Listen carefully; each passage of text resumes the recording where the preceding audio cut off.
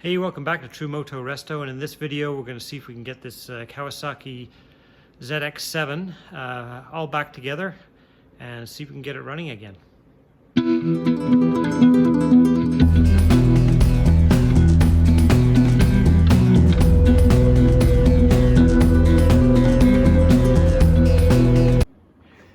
Okay, so basically I'm just following my my notebook in reverse order, putting things back on. So I've got the hydraulic clutch line is back in, and good job I took photographs because couldn't figure out how that thing was routed before, so I got that back on from the photos that I took.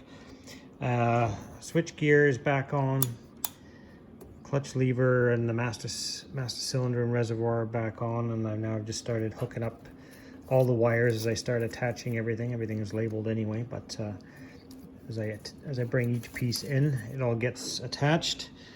Choke cable. So basically I'm just gonna plug away at this until we get it all hooked back up again. Okay, we're getting there. The battery box is back in, and yeah, I had to take the rear fender back off because I couldn't get the battery box in without it. So yeah, that was a bit of a... everything came apart quite differently than it went together because of the fact that the old battery box is hacked up pretty badly. So anyway, I got it all back in there.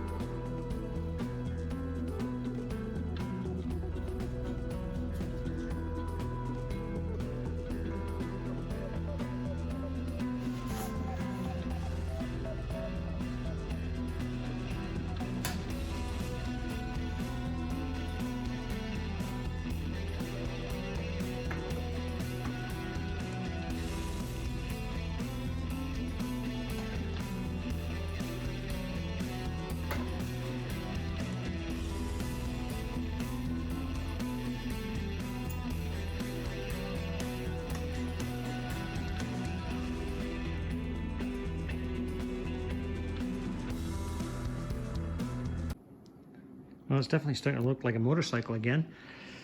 Radiator is back on, the fairing stay, the headlights, the gauge cluster,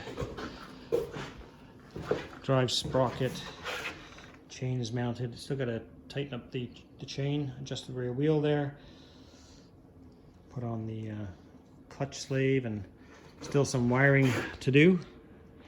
I think I might have to move this wire. I think it's supposed to go back in here according to the wiring and cable routing diagram I have is from 1989, but common sense tells me that this little trough right here has got to be for that wiring harness. So I think I might have to move this stuff back out, take the master cylinder reservoir off and reroute it over the back underneath this way. For now, I have put just the original hoses back on. All these are going to be changed. I have a new fuel filter, and I'm going to put new hoses on everywhere. So this is probably going to end up coming back off, but we'll see when I do that. I still haven't got the pump in the mail. I have the relay, and I have the grommets that the pump and the filter mount in. I don't have them there at the dealer, so they've come in. I'm missing, there's a metal bracket that mounts to here. I don't have that yet, and I don't have the fuel pump, so I'm not too excited or concerned about all of this. This will get changed. It's not difficult to do. And if I need to run it like that, just on gravity feed for now, that's what I'll do. So yeah, it's coming together. This bar grip still has to come off because I have new grips for it as well. Put on brand new throttle cables. One of them was broken. I think if you saw in the earlier video, the plastic connector up here was broken where it mounts inside the block here. So I got new push and pull cables. Got both of them. It's coming together.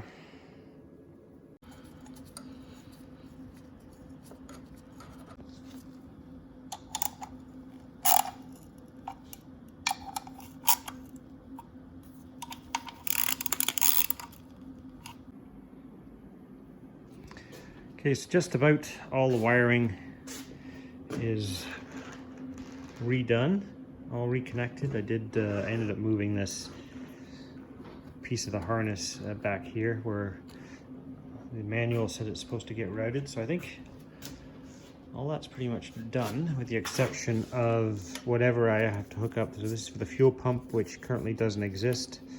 When I got the bike, it was just gravity fed. So I'm waiting for the fuel pump to come in. Tomorrow I have to go and pick up the relay, the 2 rubber grommet mounts for the fuel pump and for the fuel filter, and I also am waiting on, there's a metal bracket. It's called they call it the electro bracket, but it actually holds the fuel filter and the fuel pump on there. And the relay, yeah, the relays has come in. And the 2 rubber grommets. The relay mounts in here, and I believe that's what attaches to the relay. I repaired that. So we're waiting on some parts for that, but my intention now is the next thing is I've got to hook up the carbs, and once the carbs are hooked up, I think we'll just try starting it on the fuel bottle. I'm not going to worry about waiting for the fuel pump to get this fired up. Make sure everything is running okay. It's always a tense moment, I find. Maybe some people, I think, find it exciting. I find it nerve-wracking. It's I actually don't look forward to the first push of that starter and hoping that it fires over. I'm happy when it does, but I find it nerve-wracking. You're taking the whole thing apart. You hope you put it back together properly. I'm sure I did. Everything's been labeled, but still, there's always that worry. For me, anyway. But yeah, it is looking good. And once the carbs go back on and I can fire it up, then it'll be just the small stuff, really. Things like bodywork and the fender, the rear fender has to go back on, and turn signals and all that kind of good stuff.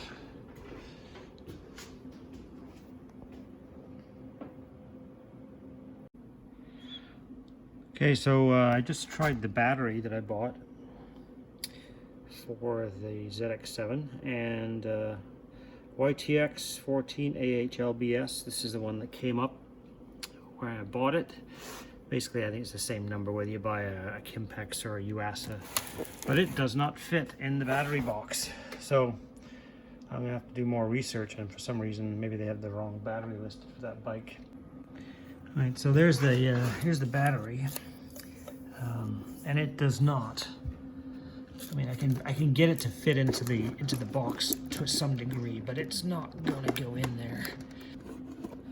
So something ain't right there.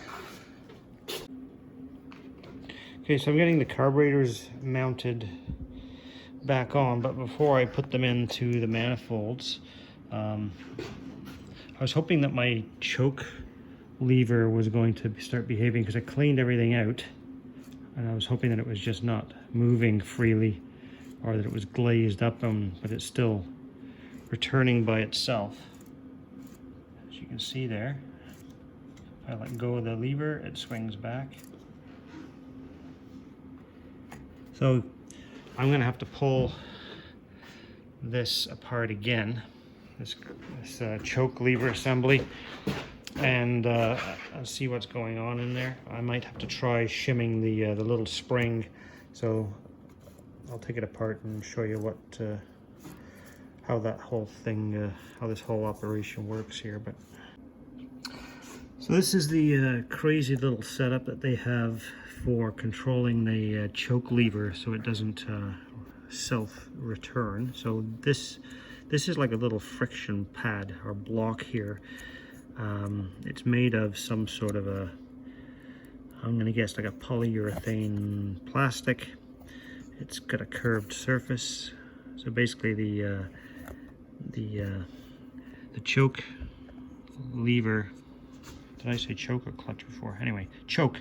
The choke lever rides in this groove here with the cable, and the edge of it is in contact with this pad. And this plastic pressure pad, I'll call it, or pressure block, has a spring underneath it. And that's supposed to, the drag between that and the friction between this and the choke lever is supposed to keep the choke lever where you put it.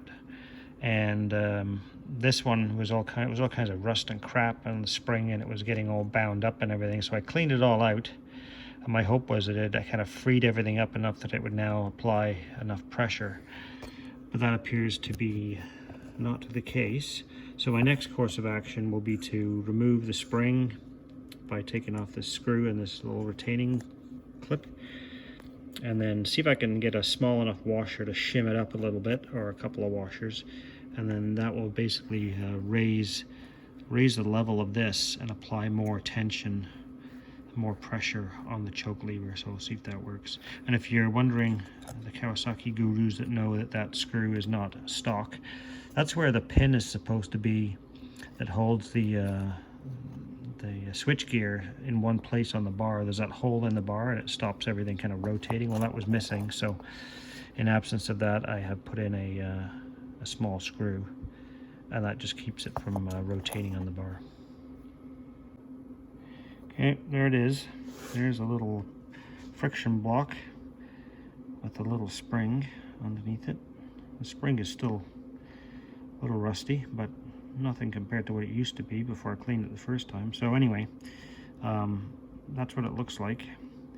And not only did I clean that out, and the hole that it sits in was full of crap, so my initial thought was it was just not getting the free motion that it should have, and that would cure it, but it didn't. And the other thing I did was I took a little bit of very fine-grained sandpaper and just took the glaze off the surface where it rides on the choke lever to see if that would help, and that didn't do anything.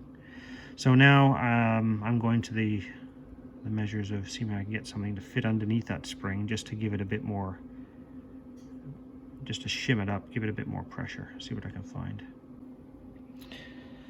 Alright, so this is what I found in my box of spare parts and my box of tricks. It's just I don't know what it is actually. It was just sitting there as a flat, kind of a clip of some sort, and I just kind of flattened it out, folded it over back on itself a couple of times, and it's pretty thin, but it might be just the right, it's about the right size to fit underneath the base of this thing, because it needs to fit in that hole right there. It needs to fit into that hole, and then hopefully that'll work. So we'll put it in, and we'll see what the pressure is like, if it works, or if it's too much or not enough, or we'll see. Okay, so I think I got it sorted out here. So let's put the choke on, and there it stays. So I just needed that little bit of extra pressure, I guess, to apply sufficient friction to overcome the power of the return spring on the choke assembly. So that's good. Now I can stick those carbs into the boots and into the manifolds. So carbs are back on. They're pretty easy to pop in, so I'm just going to go ahead and tighten up all of these boot clamps.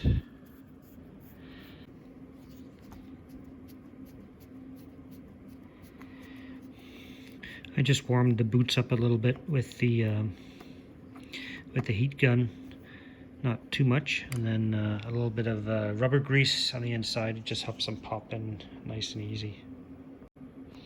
Okay, so we've got the throttle free play adjusted. Everything seems to be moving smoothly. That's good. Don't want it to be, you want to get a bit of free play in there, so that's good. Happy with that. All right, so I've temporarily rigged up a spare battery that I have here. It's not ideal, but it'll work, I think. And then I've got my fuel line attached to the fuel bottle up there. So haven't even turned it on yet. So we'll turn on the switch, hit the choke. I'm going to give it a shot of fuel through this, and then we'll see what happens. Let's hope it starts. Get some appropriate noises and sounds and whatnot. A shot of gas.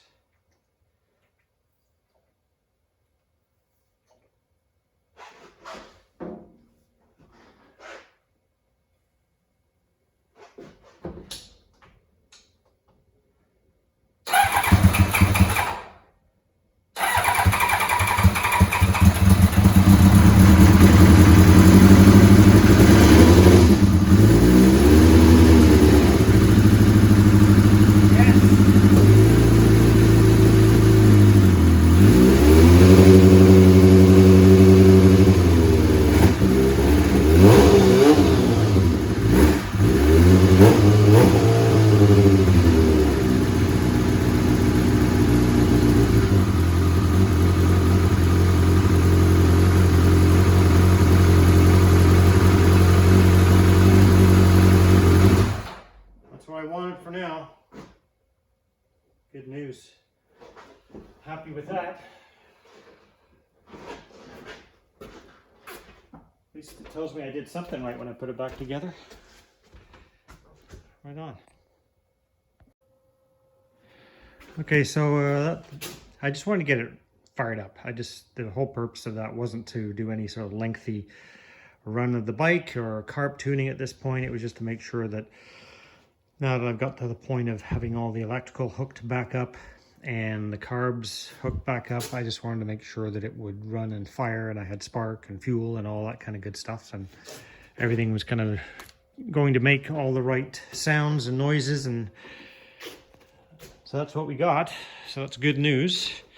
So now I can continue on, and then once I get a little bit of a warmer day, I'll back it up to the shop doors over here, where I can vent the exhaust outside, and then get some more fuel in that fuel bottle, and I can give it a longer run, and make sure that all the cylinders are firing the way they should, and go from there. But anyway, that's a good first step. I'm happy with that for now. All right, we'll see if we can get the clutch master bled.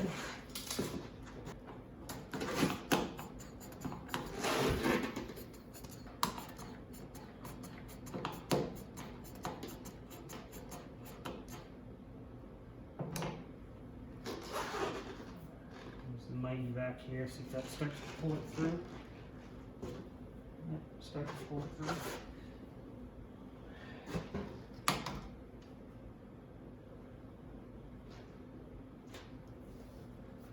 Here she comes.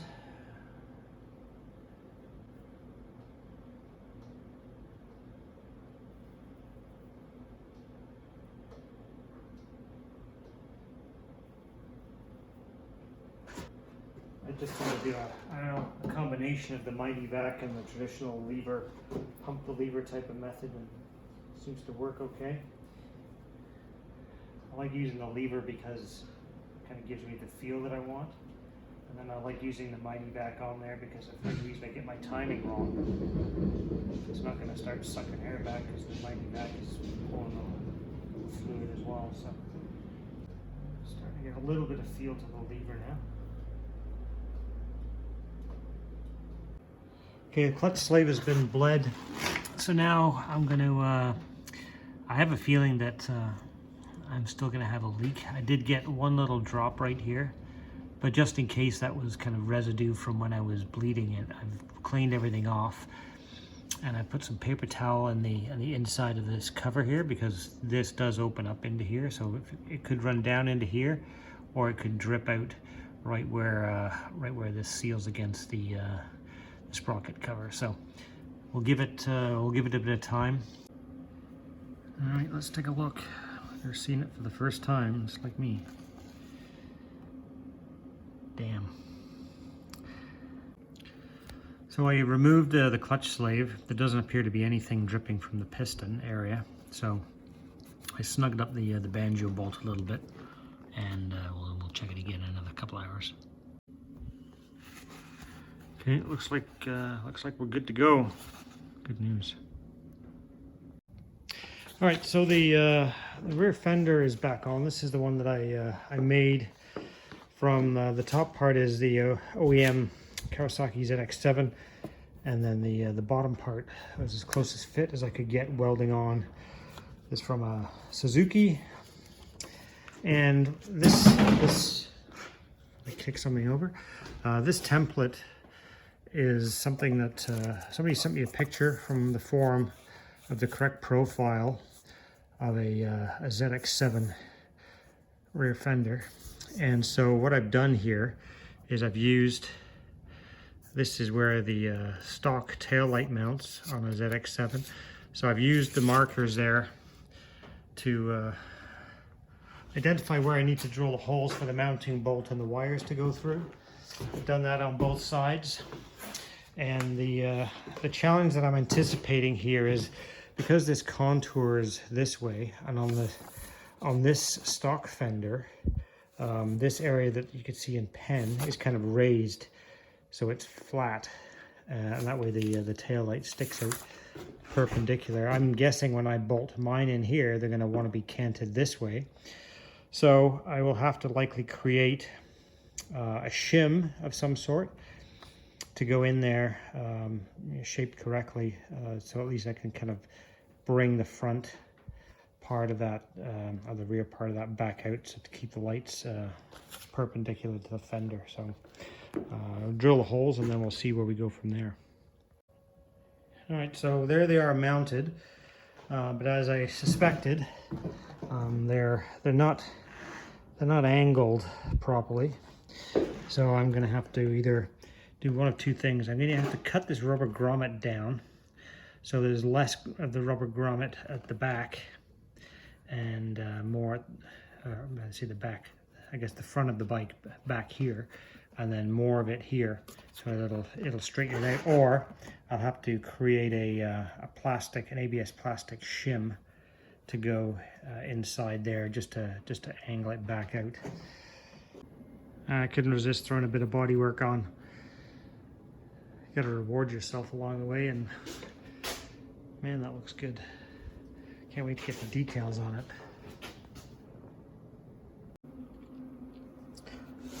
So now I have to repair these guys and paint them. These were not on the bike, but they were in a box, and I saved. So these are what these are for. Is these actually they're fairing braces or stays. They fit right in there, like that, and they also support those black infill panels. These guys right here. They fit on top of there, but I imagine over the years, well, this bike has probably been knocked over and laid down once or twice, like most of the old sport bikes. But you can see how, if I go down this way, you can see that they're quite twisted, I'm guessing. So I'm gonna have to dry fit these guys first and see just how they need to be tweaked, and then once I've got them fitting properly, I guess then I can paint them. I am missing one of these guys though, unfortunately, which is goes on here, and the fairing, the lower fairing, and where the upper and lower joins together, one of the fairing screws goes into there. So I have a couple of spares, but neither of them are the correct size. The holes are too big. They take a larger metric bolt, so I'm gonna have to come up with something else for that, or try to order one from Kawasaki. So yeah, these are bent pretty good. So if you can see through the hole there, what we can see through the hole is actually the edge right here of this. So that's going to be close to an inch out of whack. But if you look at the spacing around the frame, that's going to get bent. I figured that was bent just because you can see here where this has kind of been buckled out.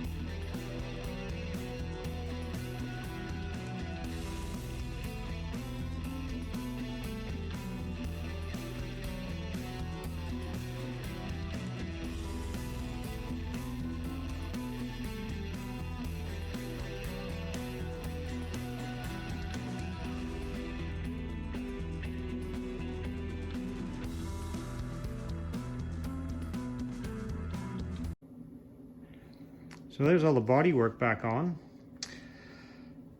and I think the decals are going to be next. So the truth is, most of this bodywork, well, at least the tank and the tail section, everything's going to have to come back off anyway, because I'm still waiting for the electro bracket that mounts under here for the fuel pump. I have the fuel pump now, but I do need that bracket. It's still not arrived, so. But I can't sit still. I have to move forward. So what I'm going to do is I figured I'll put the bodywork on. I'll get the decals on it next, and then whatever else I have to take back off again, well, that's fine. I will do that. And yeah, it's looking quite nice, I gotta say. I do have those are original green mirrors on there. They're not reproductions. The only downside to that is they're a little dirty. I've used a number of cleaners on there to try to get them cleaner, but so far that's all I've been able to accomplish. And I might have to do something else with this tail cowl. It should sit a little bit lower than it does, but it's not too bad. And I did try to bend the bracket for this petcock knob, but there was no way that was going to bend. I guess I'd forgotten how thick the steel is for that, so I have to come up with another solution there still. Got all of these guys straightened out and repainted, so they can now take on the infill panels, okay, but I don't need to put those on just yet. They can wait. So yeah. Decals next. All right, so for preparing to apply decals, first thing I do is I go through and I trim all of the decals. So they've got pre-mask over top of the actual decal itself, but in order to get good placement, you want to, usually they'll come, you know, like this. So you got to go around and trim as close to the decal as you can without cutting decal, obviously. So I'll cut right around here, and same with this, all the way around. Get everything nice and trimmed up, and then I put them on wet. So in there I have my solution, which is, it's basically it's water with 2 or 3 drops of Dawn dish soap, and then just a dribble of isopropyl alcohol in there. I go over the whole bike everywhere where there's decals going to be applied with isopropyl alcohol, clean all the panels, do that a couple of times. And then the tools to apply the tape to hold the decal in place and hinge it where I want it. My squeegee with a felt edge. This is my my needle, so I can pop any air bubbles if I happen to get any in the decal. And then my my sharp craft knife to in case I need to trim any of the backing paper or anything like that.